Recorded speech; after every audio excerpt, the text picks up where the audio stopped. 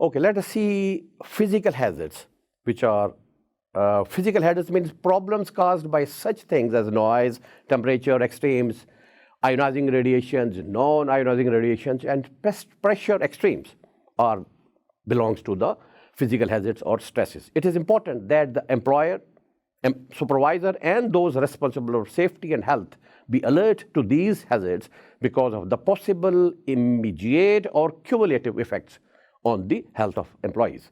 Let us discuss noise hazard. And noise, as a definition, is an unwanted sound which we do not want to hear. It's a fine form of vibrations conducted through solids, liquids, or gases.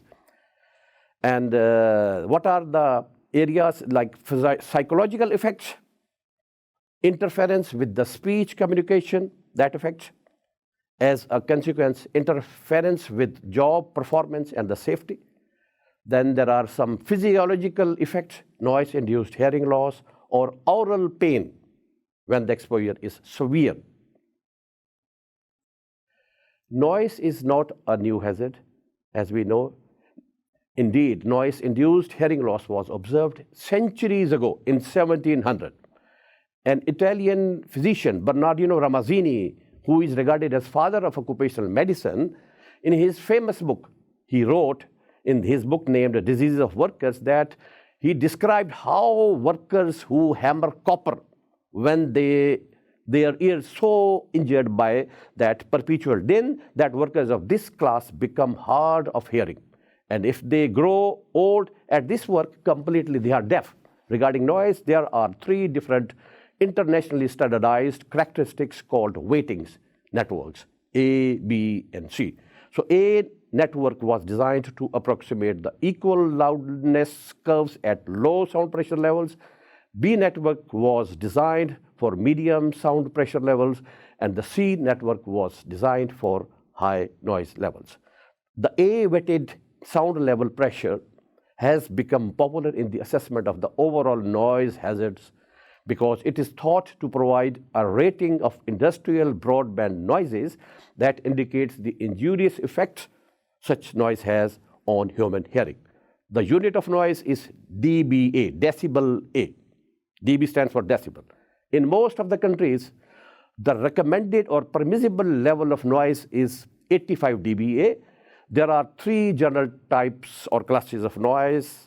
Number one is called continuous noise. Continuous noise is normally defined as a broadband noise of approximately constant levels and spectrum to which an employee is exposed for a period of 8 hours a day or 40 hours per week. A large number of industrial operations are working and they fall into this noise exposure. A noise exposure criteria. So the second one is intermittent noise. Exposure to intermittent noise can be defined as exposure to a given broadband sound pressure levels several times during a normal working day. The inspector or facility supervisor who periodically makes trips from a relatively quiet office into noisy production areas may be subject to this type of noise. The third one is called impact type of noise, and that is actually a sharp burst of sound, and only sophisticated instrumentation is necessary to determine the peak levels for this type of noise. There is a hearing conservation program by students. Administrating a hearing conservation program goes beyond the wearing of earplugs or ear muffs. Such programs can be complex, and professional guidance is essential for establishing programs that are responsive to the needs. Valid noise exposure information correlated with the audiometric test results is needed to help health and safety and medical personnel to make informed decisions about hearing conservation programs.